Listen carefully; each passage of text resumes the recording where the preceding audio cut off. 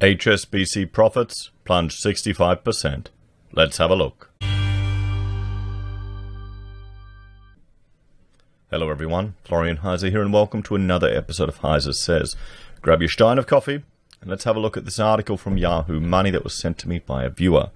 HSBC profits plunged 65%. And it's accelerating its 35,000 job cuts. Now, if we jump over here, we can see their share price in the last day. Let's have a look. We'll go to the last 5 days. You can see, yeah, it's climbed up a little bit. Let's go to a year. And once again, you know, in February, it was riding a high and has definitely lost a lot from that peak. And they're a holding, you know, HSB Holdings PLC is a multinational investment bank and financial services holding company. So it is a big one. It's a big one.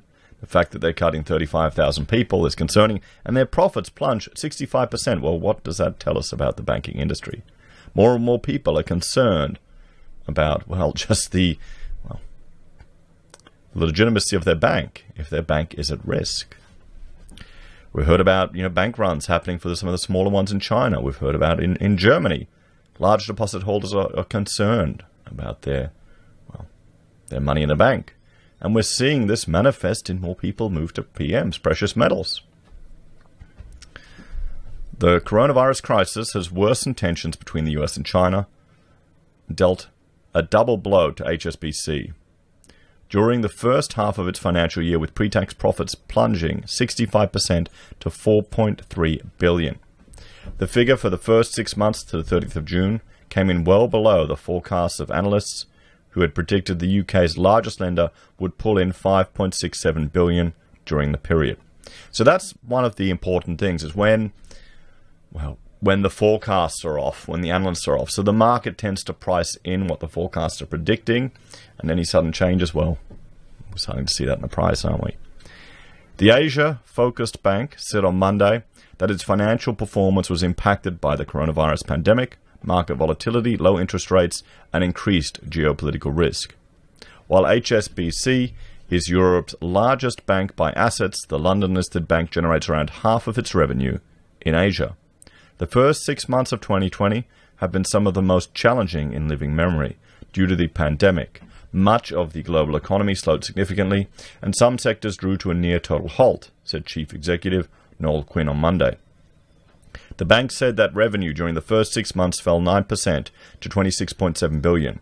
It also said that it may be forced to set aside up to $13 billion on bad loan provisions. A couple of years of profits there. Half of their revenue for that period, for the 6 months period. A quarter of a year's revenue, pretty much. They have to set aside for bad loans. Noting that it expected significantly more people and businesses to default on their loans. The bank said it has given more than 700,000 payment holidays on loans, credit cards, and mortgages, amounting to over $27 billion in customer relief. So more of these payment holidays. They're happening here in Australia. They're happening all over the world. But I'm sure if they just do the same thing over and over again, just printing more money, I'm sure that'll mean everything will get back to normal. Everything will work. Confidence will return. Confidence will return. It's probably a good time to rewatch The Hidden Secrets of Money, everyone. You know, just for entertainment purposes. Current tensions between the US and China inevitably create challenging situations for the bank, Quinn said.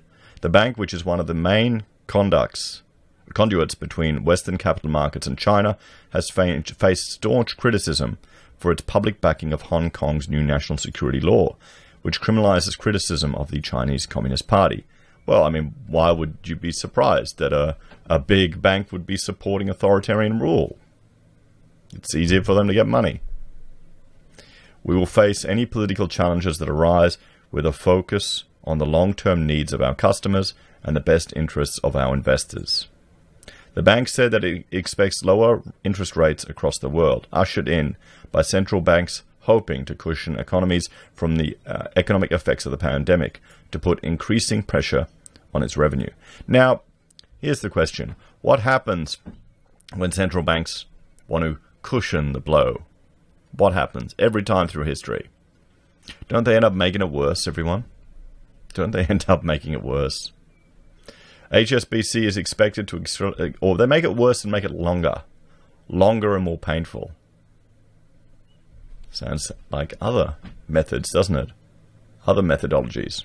Interesting. HSBC is expected to accelerate its turnaround plans in the wake of the pandemic. The bank announced a sweeping restructuring program and said it would axe 35,000 jobs in February. In the first tranche of job losses, more than 4,000 people departed the company during the first 6 months of the year, the bank said. The bank is also expected to double down on its pivot towards China, whose financial markets have been increasingly opened to foreign capital.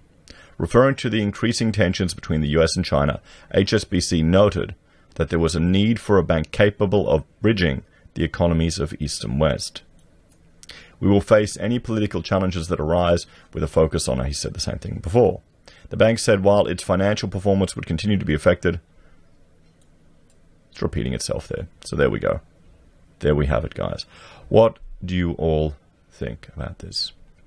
What do you think the impact will have on the economy? We can have a look at their share price. Let's look at the max price that they have there.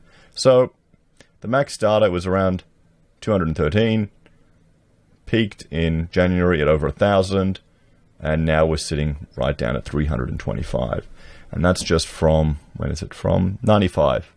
So, in 35 years. So 35 years you've been sitting in this, put some money in this this bank as an investor. Sure, you'd get dividends, but if it weren't for the dividends, you wouldn't have much capital growth. And inflation would probably have eaten away your money. And let's just compare it to our good friend gold, which is down at $2,034. So it's hit a peak. We'll go to that. We'll go to 10 years. Where are we sitting at? Oh, we'll have to go to 25. So if we were bought in, put the same money here in gold, you'd be sitting about, okay, kind of doubled your money from 2011. Doubled your money roughly, but you don't get the dividends. That's the magic of these shares. That's the magic of the shares. But look at the dividend yield. 0.12%. Fantastic. So guys, there we have it. The bank that hopes to bridge the east to the west. 65% hit to their profits. They've set aside pretty much a quarter of their revenue, of a yearly revenue, for bad loans. And they're warning of increased geopolitical risk. Where do you think it will head? Let me know your thoughts and opinions in the comments down below. Please like, share, and subscribe to the channel. If you're a fan and want to support the content, there are a few ways you can. You can join the channel on YouTube or Patreon. You can support us using our affiliate links at Amazon, eBay, Independent Reserve, or Kucoin. You can buy merch from HeiseSays, use Gold Pass from the Perth Mint, or support us via PayPal. Take care, everyone. I'll see you all next time.